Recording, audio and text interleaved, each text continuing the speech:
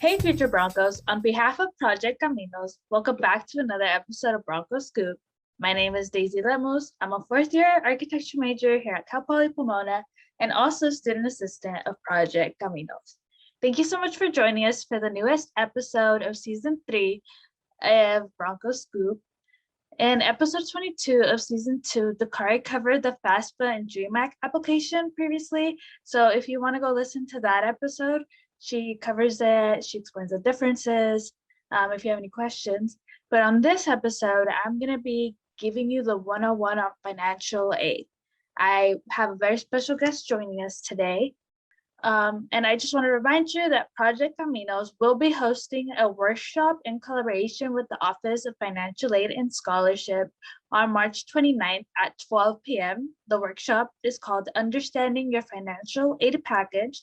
So if you need any help with that, make sure to go to our link tree and sign up. The workshop is March 12th at 12 p.m. And if you can't make it to that workshop, don't worry. There will be more workshops offered in April as well. So make sure to go check out our link trees to sign up if you need any assistance. Thank you so much for joining us today, Saul. Can you please introduce yourself and your role at Poly Pomona? Yeah, of course. Thank you for having me, for inviting me. My name is Saul Ramirez.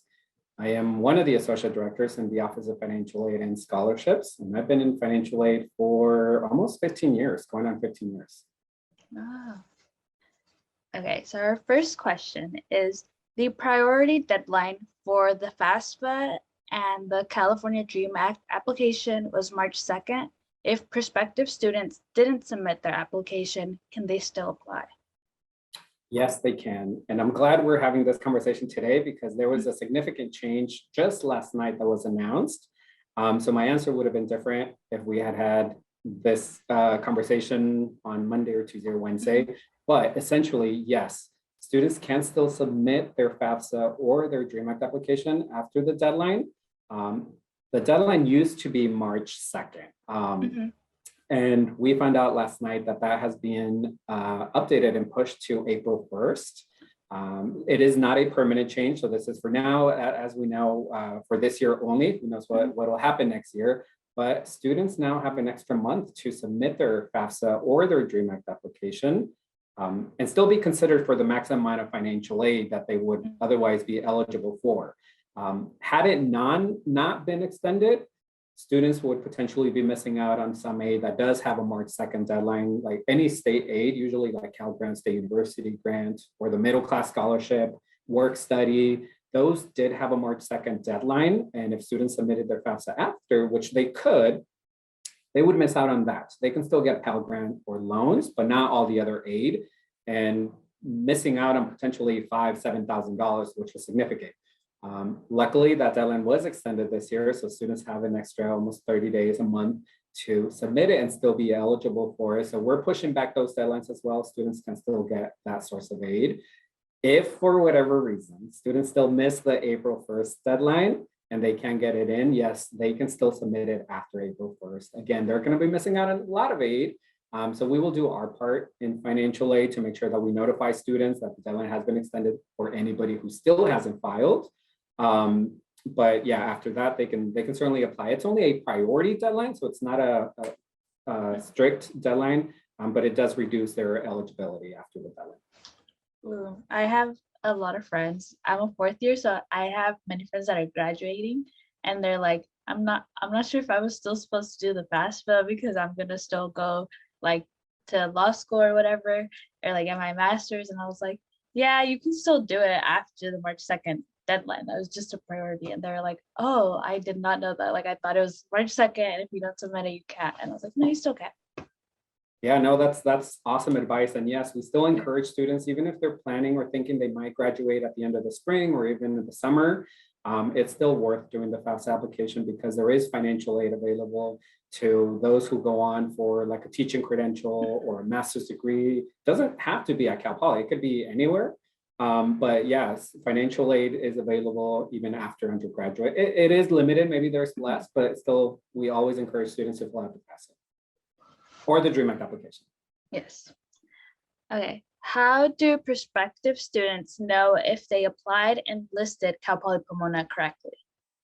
So this is one of the probably most common mistakes or errors that students make when filling out their FAFSA or their Dream Act application. Right now we have, as of this year, we have 3 Cal Polys in the CSU system. So Humboldt, San Luis Obispo, and Cal Poly Pomona. In order for a school to receive the student's application, whether FAFSA or Dream Act, the student has to indicate which school they want to receive their FAFSA or Dream Act information.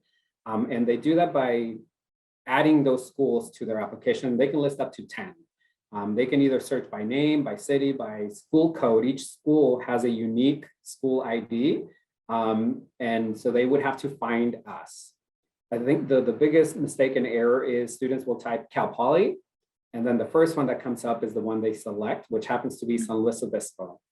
So students who are coming to Cal Poly select San Luis Obispo, their information goes to San Luis Obispo. We never know. We don't know that the student's intending on coming here. So the student finds out, in June, July, August, when, excuse me, when they're ready to come to Cal Poly, they're like, wait, where's my financial aid? So what they have to do, and what we normally recommend, is instead of searching the school by name and start typing Cal Poly, type in the number that you see up on here in my back screen, which is 001144. That's the unique ID to Cal Poly Pomona, and ensure that we get the number. If students want to confirm or verify that it was entered, they can view what's called a student aid report, or SAR, S-A-R. When the student completes their application, once it's processed, the student gets access to their student aid report, which is kind of a transcript of their application, everything that they've entered.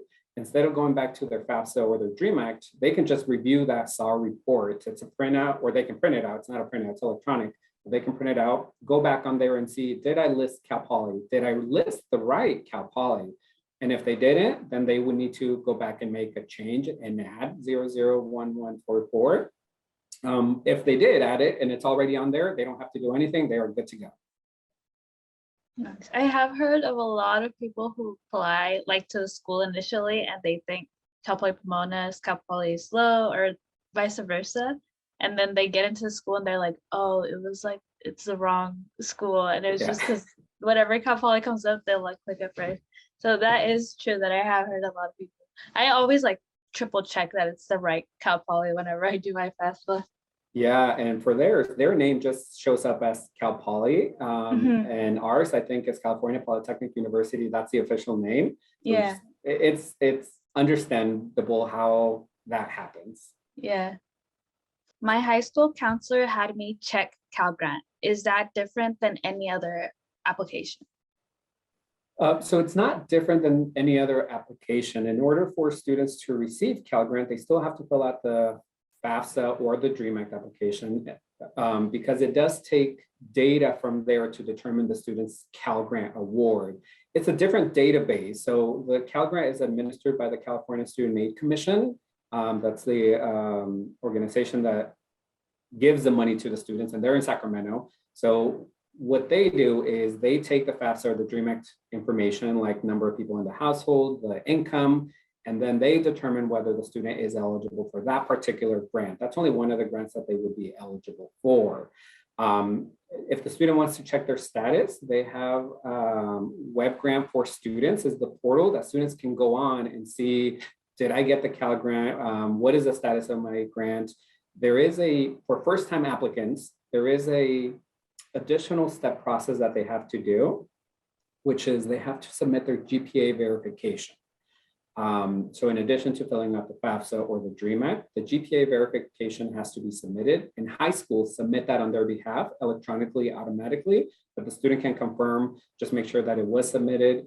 Once the California Student Aid Commission has the aid application, whether that be the FAFSA or the Dream Act, and the GPA verification, then they determine, okay, the student's eligible for Cal Grant A or Cal Grant B, and then they let us know that the student would be getting that on top of maybe a Pell Grant or their loans or any other assistance that they're receiving.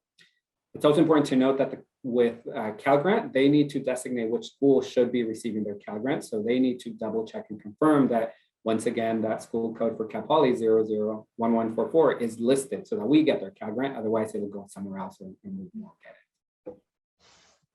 So it's not an actual application, if you will. That's a really long answer to say it's not an application that they fill out. It's just a portal to check their status. So after a student submits their application, what can students expect next? So a lot of students have probably already submitted, hopefully, their FAFSA or their Dream Act application. We've done a lot of work behind the scenes. We have to set up the systems and technology and rollover from one year to another. So there's been a lot of work already that we're doing behind the scenes, and students have been getting admitted. They're waiting for their financial aid. How much am I going to receive? So we will, within the next probably 3 weeks or so, three to 4 weeks, students will start seeing a couple of things on their student portal, and we'll notify them via email to their CPP email account.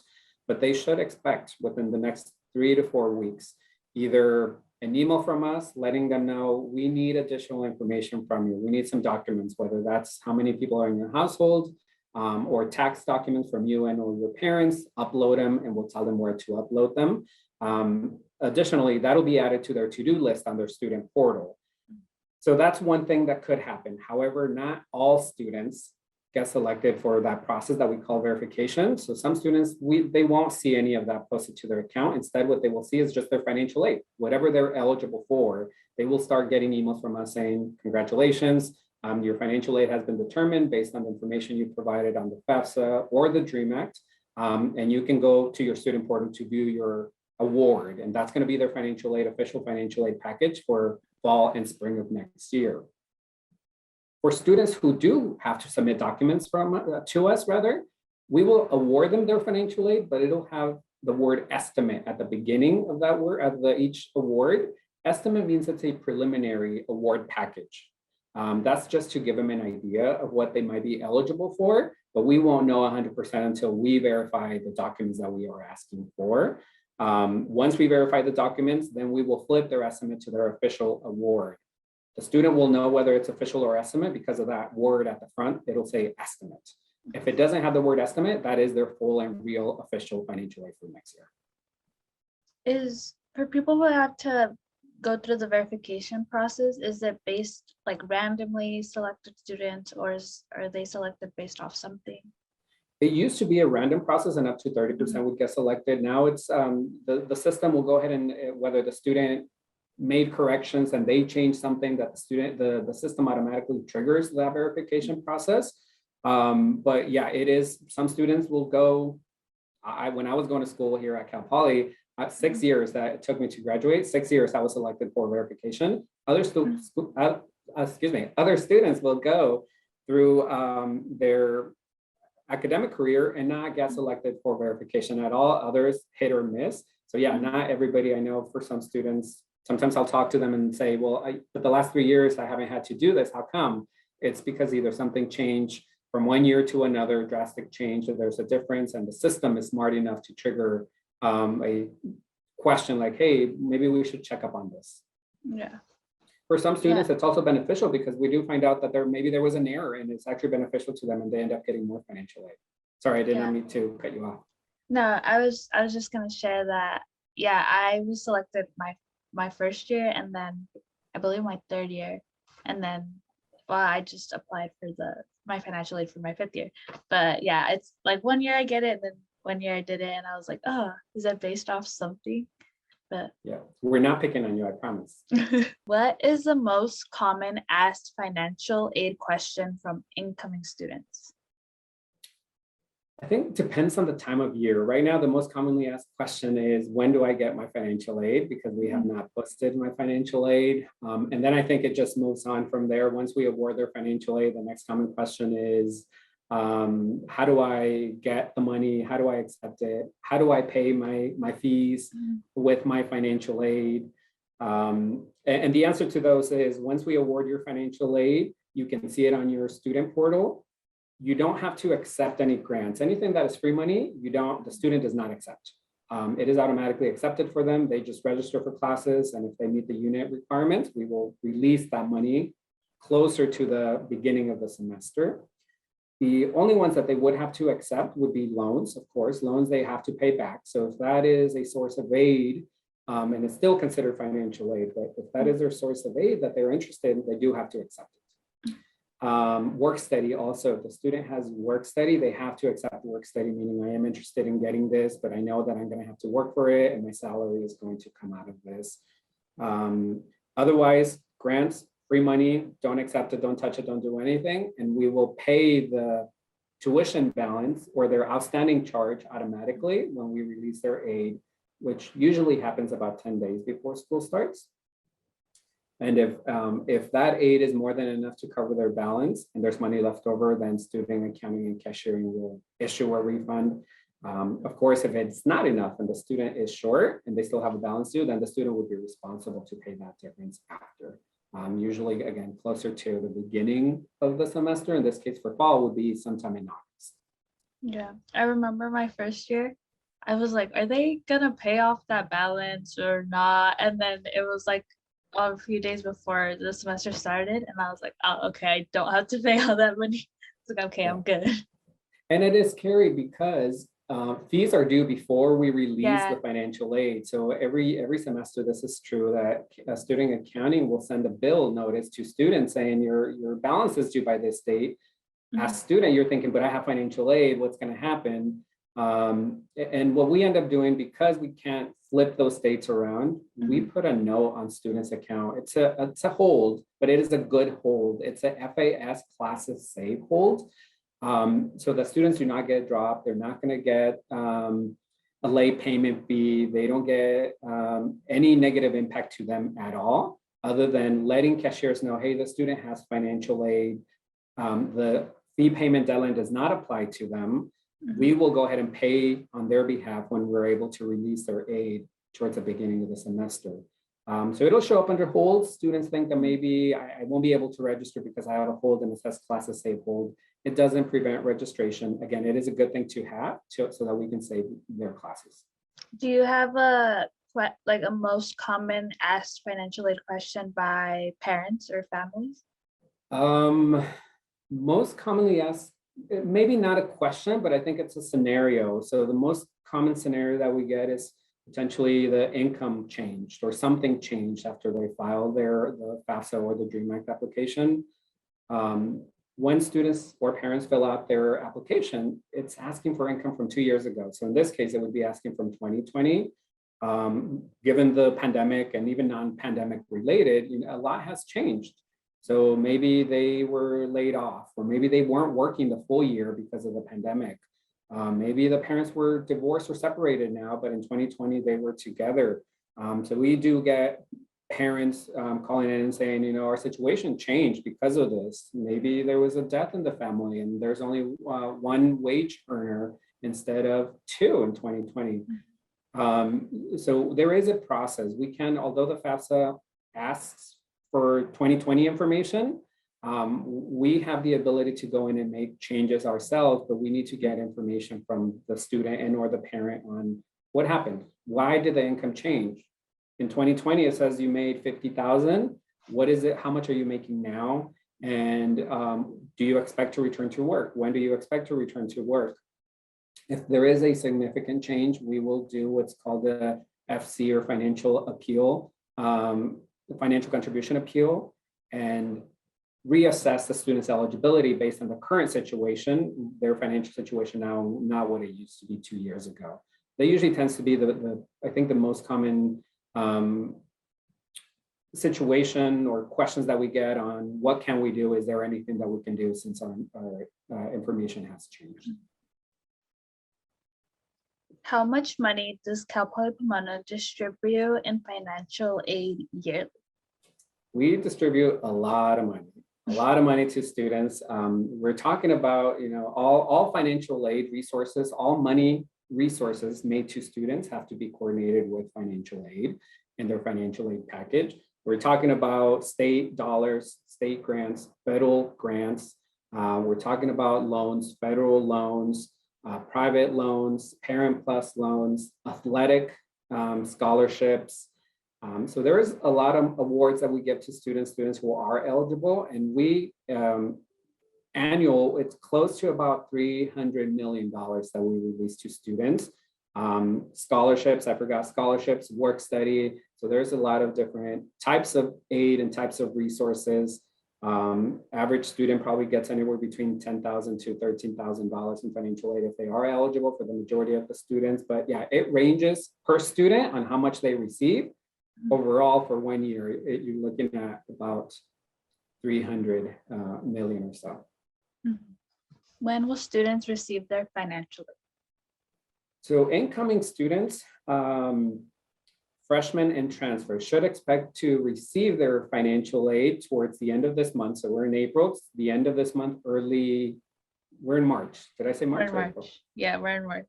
We're in March. So towards the end of March, early April is when they should expect to receive the financial aid to their account and be notified via email. Continuing students is going to be a little bit different because continuing students are still taking classes right now in the spring. And there's a couple of things that we need to factor in before we award their financial aid for next year. One of them being how much money will they have left? Because some of these grants and loans even run out. They have a maximum that they can receive. So we need to make sure that they finish the semester and see what's left for them to be receiving in fall of next year. And then the other thing that we need to look for continuing students is determining their satisfactory academic progress, or acronym SAP, which is 3 factors that we review for each student to make sure that they are continuing to be eligible for financial aid. And that is their GPA. For undergraduate students, they need to maintain a 2.0 cumulative GPA, credentials and graduate and doctoral 3.0 GPA. So that's one category. The other is that they're progressing towards graduation at a pace of 67% of classes attempted versus passed. So all the classes that they've attempted, they need to pass at least 67% of those classes. I know for some students, they have to drop classes for whatever reason, medical, financial, personal. So any class that they end up with a W, a failing grade, an F, incomplete, and no credit will impact all of these and count against their 67%. And then the last one is that they haven't reached the maximum unit limit, which is 150% of the unit requirement to complete their degree. And so if the student at the end of spring, we run all of these 3 components and they're good to go, we will award their financial aid for fall. We're looking, that puts us into June or July. If they don't meet one of these, we need to notify the student, you're not meeting one of these components, and this is what you'll need to do to receive your financial aid if there is anything that they can do. But that is all to say, long story, long answer to say that continuing students should expect to receive their aid in about June or July for those reasons that we have to confirm and verify some information at the end of the spring.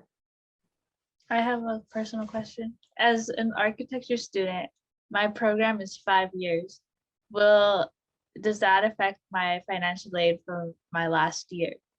So we actually take that into account for sure. So especially with the satisfactory academic progress, it's 150% of the unit requirement for your program. So it is individualized. The majority of the programs at Cal Poly are probably around 120 units. So at 120, you should be done with your degree. Things happen and maybe you're not. But for those students at 120, we give them 150% above that. So another 60 units. So once students reach 180 units completed, then that's where they're not meeting that one category. For architect and some engineering programs that are more than 120, we do 150% of their specific program unit requirement. So we would do the same for yours with the architecture. We will look at when should you be done at what, how many units, and then 150% of that is when you will be capped. And it doesn't mean that you're not eligible after that. There is an appeal process. What we want to do is we want to know how much longer do you have to graduate and what classes do you need. For some students, they just have 1 semester left, or they're almost done. They have maybe 1 more year, but we just want to make sure that we are giving them the resources if they need maybe advising, academic advising, whether they need tutoring or any other resources so that we can help them get there to the finish line and help them graduate. What online resources are available for students who need help understanding their financial aid packages? Yeah, so once we award their financial aid, it's not the easiest thing to learn or to read, right? We have on our website, the financial aid website, if you go to mycpp.edu and on the right side, search financial aid, that'll take you to the financial aid website. And the front page, when you get there, if you scroll towards maybe the middle end of the website, there is a 24/7 video library that we have available to students. One of those is how to read your financial aid. But there's tens and hundreds of other videos that students can pull up. They're short videos, 2 to 3 minutes. And again, they're available 24/7, and it ranges from, you know, how to view my financial aid, how to accept my financial aid, how to read my financial aid offer, to what is satisfactory academic progress that we just talked about. What are the different types of loans? How do I apply for FAFSA or DREAM Act application? So that is one of the places where students can search for video information. And then the other one is also on our website under, specifically, it applies to any degree. So whether it's undergraduate, credential, or graduate, but I'll talk about to the undergraduate population. If they were to click from the financial aid homepage in the undergraduate tab, and then go to current students, it'll present them with some options to learn more about the cost, learn more about aid programs. One of them is learn more about the award notification. And on here, students can know how to read their notification, their package notification, their award summary. There's also what's called a college financing plan that every student has access to, and it'll actually break up their financial aid received minus the educational expenses that they should expect to incur or pay during the academic year. And it tells them, are you going to be short, or are you going to be okay and have enough? So understanding that college financing plan, let them know how their financial aid package was determined if they do have any questions about that. But that one page for sure is a great resource for students. Something that we're really excited about is the chat functionality. So there's 2 components to that functionality, which is fairly new to financial aid, and we've expanded it within Cal Poly to other departments as well. But essentially what it does is, I mentioned there's 2 components to it. So one of them is the chat box. So it is able to interact with students. If students have any questions about, again, the Pell Grant, what is a Pell Grant? How do I file the FAFSA? How do I file the DREAM Act application? So it'll provide and return, based on the library of answers, information to the student that they may be asking about if it's generic. That's available 24/7, so students can always go in and ask it. Any question that is asked and that the robot doesn't know, or that it's not already in the pool, we will take it, we will capture it and answer the question within the system. So the next student that does ask it, they'll get the answer. So we are monitoring that. But what the other thing that it does is also during specific times, we do offer chat capability with a live representative. So if students do go in and chat there, if it's within the windows that we have in our contact page of available staff members, they're going to chat with a live representative. So this allows the student to ask, specific to their situation, more personalized answer. What if I drop a class? Will that impact my Pell Grant, and by how much?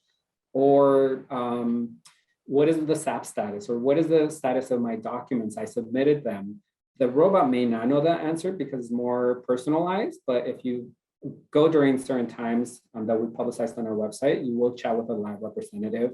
And of course, students can also drop in. We have virtual queue lists, so they can do a drop-in session from home, wherever it is that they're at, and we can meet with them Zoom like we are doing now and help them with financial aid. If they're already on campus, we're also open to in-person, so they just add themselves to the list whenever they're next. We'll call them, or not call them, sorry, we'll text message them. We'll send them a text message saying, hey, we're ready for you. That way the student can just come on over to in-person or hop onto Zoom and we'll help them out. And the other one is appointments. We have appointments available as well through MyCPP. Usually appointments tend to book fast and usually a week or 2 ahead. So just if you are going to be booking appointments, just to plan ahead. But I know sometimes we just need an answer now. I need to drop a class. Can I drop it now because the ad drop period ends tomorrow? So in those cases, you probably want to reach out to us via the virtual queue list drop-in, live chat, or give us a call. We have many ways where they can reach us. Yeah. When I was first year, I used to call all the time because like I had to do the verification process and I was like, what is this? So I called, and then after I sent out my documents, I was like, what if they don't get there? So I had to call again. And yeah, I was like always calling the financial aid office my first semester. Yeah, there's definitely nothing wrong with that. The only thing is sometimes we do ask that be patient and have time. Yeah. Because sometimes it will take, 20 minutes, 25 minutes to get through. I promise we are answering the phones at least Monday through Friday, 8 to 5. Usually though, we find out that when the phones are busy, some of the other services, they're not. So try the other ones if you can. Again, you'll still be able to talk to a representative, but I think QList is really cool because, you can receive help. Like I said, you don't have to be on campus. We can still meet with you Zoom now, and we'll probably continue to do that when we return to on campus, but we're here to help for sure. Any words of advice for our newest members of the Bronco family? Words of advice, I would say, so one, make sure that you renew your application every year. So renew your application, whether that's the FAFSA or the Dream Act application, as early as October 1st. Like I said, I don't know if the deadline will be extended next year or not to April. The deadline has been March 2nd in the past, historically, but you don't want to wait until the last minute and run the risk of not submitting it because you forgot, because your internet went down, etc. So I would highly encourage students to apply as early as October 1st, which is the first day they can apply, or soon thereafter. The other is don't be shy. Ask questions. We are here to help. Financial aid. If you're not sure about something, give us a call, stop by, hop into one of the Zoom sessions, and ask, if I drop a class, will that affect my financial aid? How will it affect my financial aid? If I fail the class, if my income changed and my parents' income changed, something changed, how will that affect? Don't be shy, visit us. We're here to help, we're here to assist, but I think probably those two are the main things. Remember to follow your FAFSA and come say hi, come visit. Thank you so much for joining us for today's episode. If you have any questions, again, I want to remind you that Project Caminos and the Office of Financial Aid are hosting a workshop. It's called Understanding Your Financial Aid Package. So if you need any assistance, go check it out. Go sign up for that. If you can't make it on March 29th, don't worry, there will be more workshops offered in April, even some on Saturday, so that doesn't conflict with your classes. So make sure to go check out our link tree to sign up for that. This week, there's no question, but I want to encourage you to go visit www.cpp.edu/financial-aid and ask Billy a question. Any questions you have on financial aid, Billy should be able to answer them, hopefully. And if not, as Saul mentioned, they are monitoring them, so you can go and ask it another time, and hopefully they'll have the answer already connected. So make sure to check out a video from the Financial Aid TV. It's there to answer any questions. It even answers questions in Spanish. So if you're a parent and you have any questions, go ask. The Financial Aid TV can probably answer your questions faster than your kids, who probably have the same questions as you do. So make sure to go check out those resources. Join us every week for a new episode of Bronco Scoop. Subscribe to our channel, CPP Access and Transition, or follow us on Spotify, Bronco Scoop, to never miss a scoop. Make sure to check out our Instagram, Facebook, and Twitter at CPP Caminos to keep yourself updated. If you have any questions or want to talk about anything Cal Poly Pomona related, email us at caminos@cpp.edu. Project Caminos Bronco Scoop is supported with funding from the Department of Education Hispanic Serving Institute grant and Cal Poly Pomona's Office of Student Success, Equity, and Innovation. Tune in for more.